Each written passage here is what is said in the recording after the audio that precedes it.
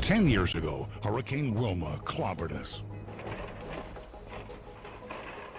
It was packing winds of more than 100 miles per hour when it made landfall. It tipped over boats, it knocked over trees. It sounded bad. When that tree over there crashed, the whole house was shaking. It was just so scary. It flooded roads and tore off roofs. The roof came over the house, flipped twice, and landed just like that.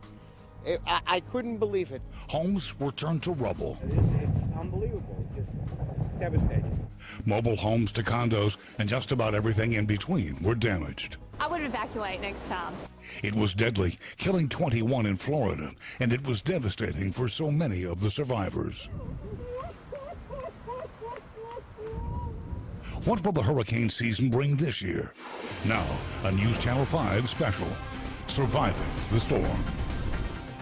Welcome. Those who were here in 2005 know the power of Wilma and the importance of being prepared to survive a storm.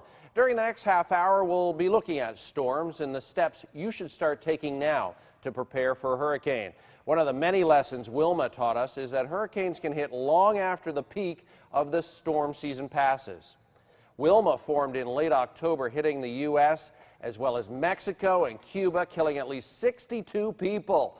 In the United States, the most severe structural damage was in the Palm Beach and Broward County areas. More than 3 million Floridians lost power from the storm. Wilma was the 22nd named storm of the year. The signs this year point to a quieter year than we had in 2005, which follows a pattern that we've been in since Wilma, since we've got 9 seasons without a storm in Florida, and that's a record. We have a couple of weather things going on this year that could have a big impact on this year's hurricane season. El Nino trying to form, or it has formed, in the Pacific Ocean. This El Nino is strengthening too and could be one of the strongest on record. At least that's what some of the forecasts have. El Nino shifts the jet stream pattern, so as storms cross the Atlantic, they weaken very quickly, or they don't even have a chance to develop at all before they become a threat. In a well-developed, structurally hurricane, we have a system with an eye wall, well-protected storm. When you introduce jet stream winds, that cuts into it and disrupts the airflow around the hurricane or the tropical storm and diminishes it quickly. So that's one of the things we're hoping for. Also colder than normal water temperatures off the coast of Africa this year. That could play a big part. Those water temperatures hopefully will stay below normal as we approach the peak of hurricane season. A little warmer off the U.S. East Coast, but that will have less of an effect here. All right, we never know when a system is going to develop into a hurricane, so you need to start preparing now, and that's especially true for those with medical conditions. Storm Team 5's Glenn Glazer explains it's not that difficult as long as you don't wait until the last minute.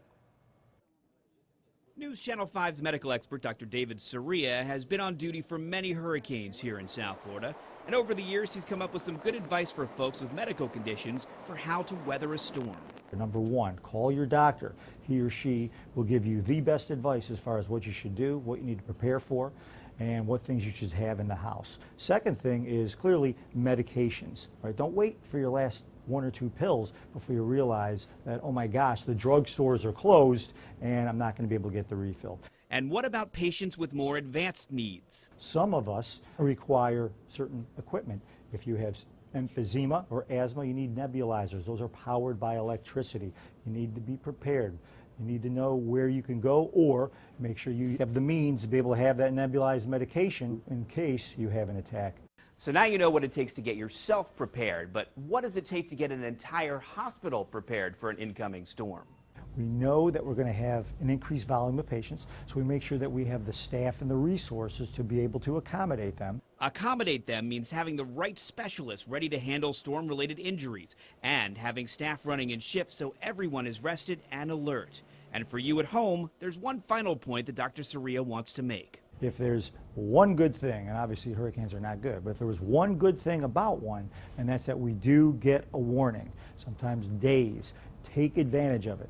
Call your doctor, be prepared, know the things that you as an individual or you with your family are going to require to maintain safety.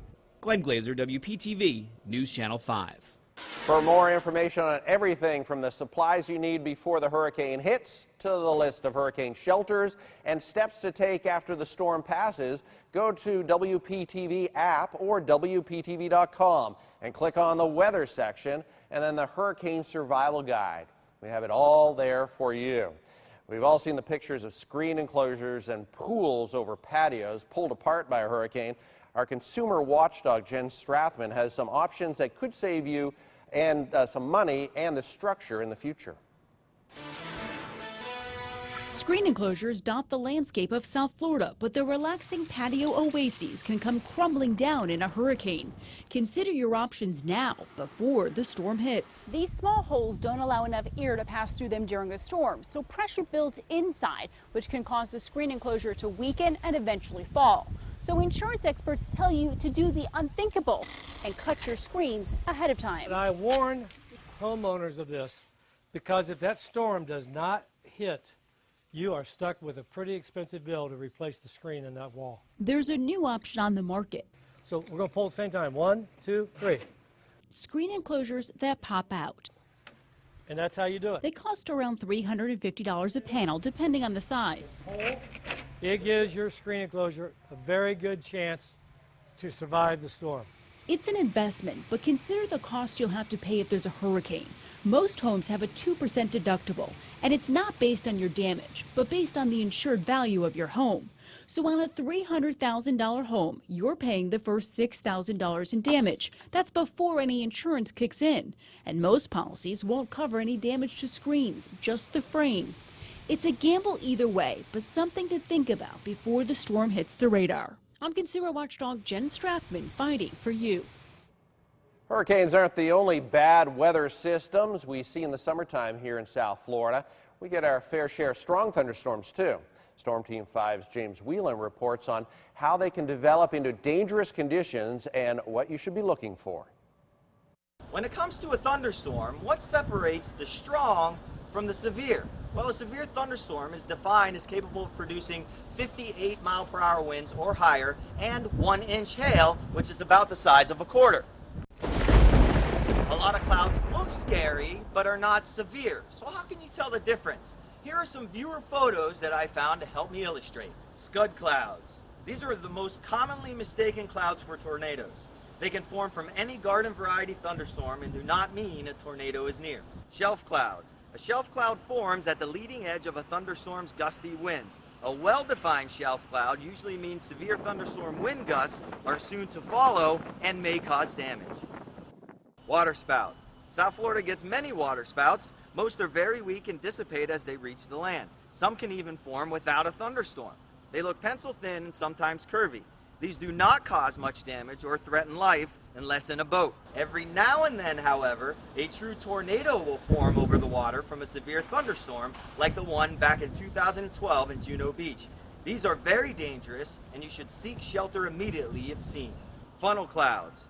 Funnel clouds are normally an indication of a tornado forming. However, here in South Florida we see a lot of funnel clouds that never touch the ground or cause damage. Tornadoes. Tornadoes in South Florida are typically weaker than in the Midwest, but can still be life-threatening and cause property damage. Seek shelter in a sturdy building, away from windows, and on the bottom floor. South Florida can see severe thunderstorms in any month, even the dry season, with late May through August having the most abundant thunderstorms each day. Any thunderstorm can be dangerous because when there's thunder, there's lightning, and lightning is the #1 weather killer here in South Florida. Just heed the warning: when thunder roars, go indoors. Meteorologist James Whelan, WPTV News Channel 5. A great way to track everything from rain to hurricanes is with our Storm Shield app. You can see live radar and sign up for live text alerts that will warn you when storms form and bad weather moves into your neighborhood. The Storm Shield app acts like a live weather radio on your phone or iPad. You can download it from our website, WPTV.com.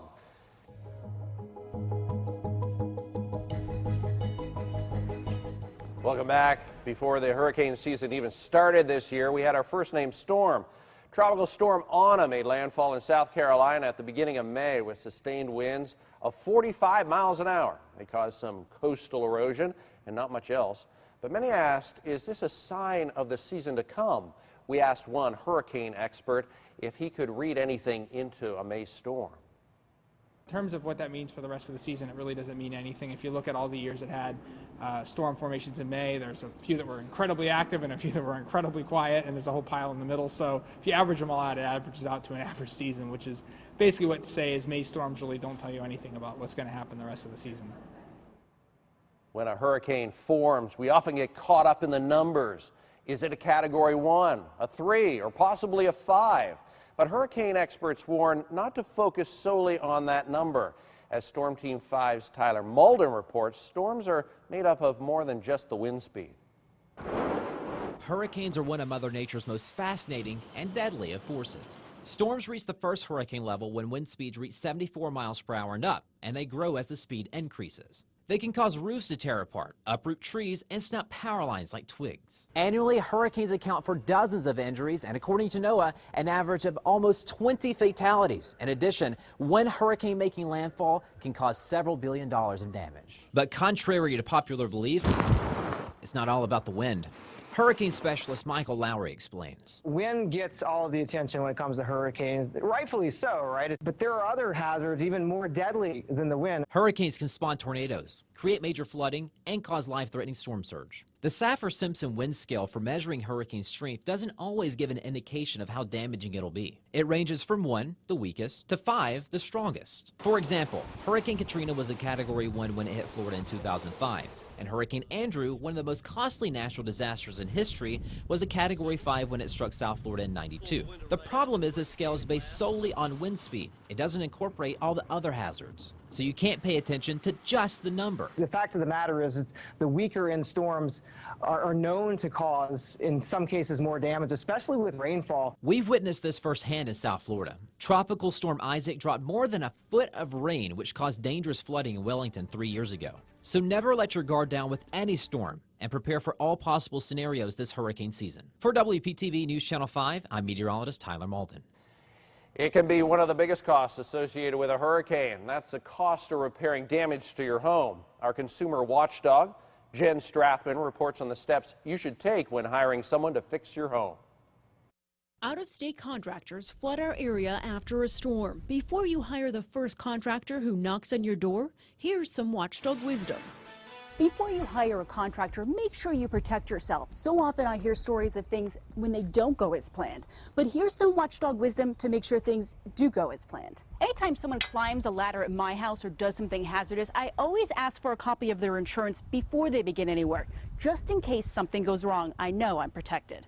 Also, if you're putting on an entirely new roof or even something simple like changing out an air conditioner, you may need a permit. Make sure you check your county's website for a list of all the jobs where you need one. It's ultimately your responsibility. Don't rely on your contractor, because if you don't get a permit and later go to try to sell your house and you did a job where you needed one, you may have to pay some fines. A permit protects you because an independent inspector comes out to make sure the work is safe. Finally, make sure they are licensed. It's a simple search online. The license number is usually on your contract. I'm consumer watchdog Jen Strathman, fighting for you. You probably heard us talking about spaghetti models. Coming up, the change that's coming to improve their accuracy.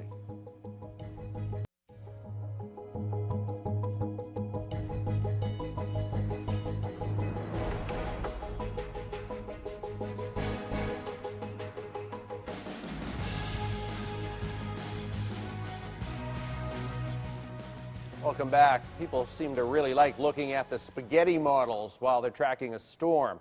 Each one of those lines represents a different forecast from a different computer model. Storm Team 5's Glenn Glazer tells us a change coming to one of those important computer models. Although we look at numerous computer models during hurricane season, the two you probably hear the most about are the European model, known as the ECMWF, and the American model, known as the Global Forecast System, or GFS. Both are considered to be two of the best forecasting models in the world, but in 2012, the GFS had some trouble. And it did face some criticism around the time of Sandy's landfall because the European model predicted the left turn into New Jersey a day earlier than the GFS model. That misstep in Hurricane Sandy's forecast helped fast-track much-needed upgrades to the GFS. So while we had scheduled increased supercomputer capabilities planned. Congress's support gave us kind of a shot in the arm and a boost in order for us to accelerate that increase in supercomputing capability. The upgrades were finished earlier this year, and there are already noticeable differences. Not just in the near term out to 3 to 5 days, but even out to 10 days, we maintain very high resolution and maintain high accuracy rates. There have also been important upgrades made to the Hurricane Weather and Research Forecasting Model, also known as the HWRF. This is a model specifically designed to forecast tropical cyclones and has been performing better and better since 2012. But even the best computer models have good days and bad days. You don't want to just put all your eggs in one basket. You want to look at a diverse set of computer models. So we'll keep looking at all the data we can get our hands on this hurricane season, because that's the best way to keep you informed and keep you safe. Glenn Glazer, WPTV, News Channel 5. If your property is damaged by a storm, you'll be contacting your insurance agent to make a claim and get your payment. Our consumer watchdog, Jen Strathman, shows you how you can make the process easier by just taking a few steps now. Well, it's still sunny outside and the weather is calm. It's a good time to walk through your house with a camera. There are even free apps that allow you to keep track of exactly what's in your home. Take wide shots of rooms and close-ups of valuable items. You may even want to record a short video. All this makes it easier to file an insurance claim and prove exactly what's in your house and what it looks like. I'm consumer watchdog Jen Strathman, fighting for you.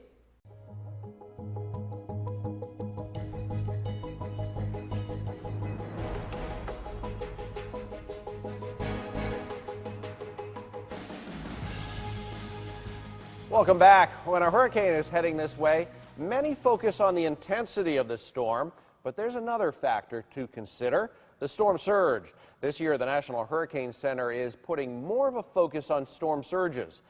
Storm Team 5's Lisa Vaughn explains how they're doing it and how it could help you. One of these improvements you can expect to see this year will be in the way the Hurricane Center communicates the threat of storm surge, which is the abnormal rise of water generated by a storm. We're going to be showing people more clearly than ever where the storm surge flooding from the ocean could occur, how far inland from the beach it could go. This rise in water can cause devastating flooding, not just on the beachfront, but several miles inland. For example, during Hurricane Katrina, the major cause of deaths and devastation was the storm surge.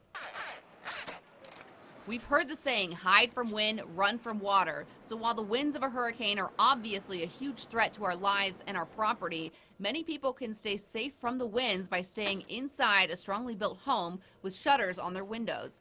On the other hand, for areas facing a potentially deadly storm surge, evacuation is the only option. Storm surge is often considered the greatest threat to our lives and our property, but we don't have official watches and warnings for it. But now, that's about to change. This year, the Hurricane Center will start testing out a new storm surge warning system using a map like the one you see here. The highlighted areas will indicate a specific storm surge watch or warning, which will mean dangerous storm surge is possible within 48 or 36 hours. If you're in that storm surge warning area, you'll need to make plans to move out. Along with the potential storm surge flooding map, which debuted last year, this new storm surge warning map, in combination with the hurricane warnings for dangerous winds, will greatly help you and your family know exactly which threats will impact you in your own backyard. The Hurricane Center plans to make the new storm surge watch and warning system fully operational by 2017. I'm WPTV News Channel 5 meteorologist Lisa Vaughn. We started our show looking at Hurricane Wilma, and on this 10th anniversary of the storm, we want to take a look back and show you some of the memorable moments of our coverage of Wilma. It is right over the island of Cozumel tonight. The winds 140, 150 miles an hour. The forecast track still very much moving it into the western coast of Florida, which remains unchanged. At this point, all your preparations should be made. Almost all the mobile homes are shuttered up. Boats are anchored and tied tight. Streets and briny breezes are bare. I just want to let everyone know that weather conditions are going to go downhill very quickly this evening. Wow, this is pretty tremendous here. This is the worst we've seen it here. This is the worst part of the storm right now for Boca Point. Keep waiting for the conditions to kind of improve here in Stewart, but I have to tell you that we're still getting hit with some pretty powerful wind and rain here. This is the core. If you live in West Palm, We're all going to go through this together in the next few minutes. This is the back edge of the eye wall here. Much more ferocious than the front edge of this storm. It's a piece of plywood that came out of nowhere and basically struck the roof, came feet away from striking our photographer. An hour and a half ago, we were driving through downtown Stewart. It was literally the calm before the storm. How many so far do you know are without power at this moment? We have about 1.7 million customers without power.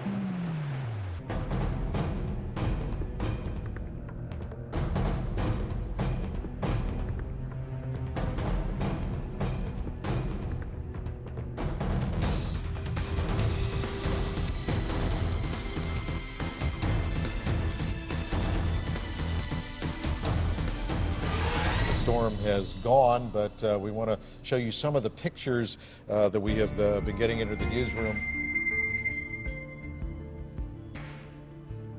This is the most active hurricane season ever recorded in history.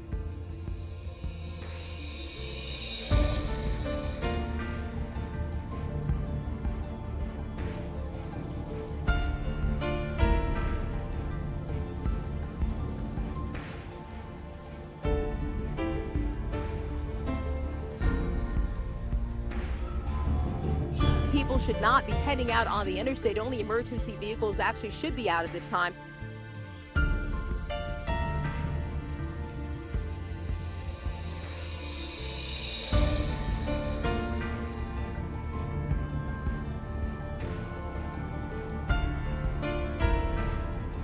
Now, those are just some of the initial pictures that we're showing you here immediately in the aftermath of Hurricane Wilma, which is just a memory for us now.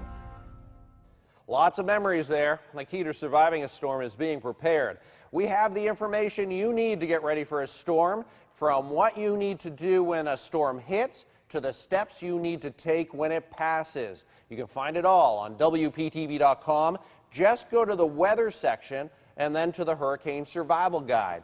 Whenever a storm forms, we'll be here tracking its path and advising you of the latest developments. You can rely on the Storm Team 5 meteorologists to get you through this hurricane season. Here's to hoping it's a quiet one.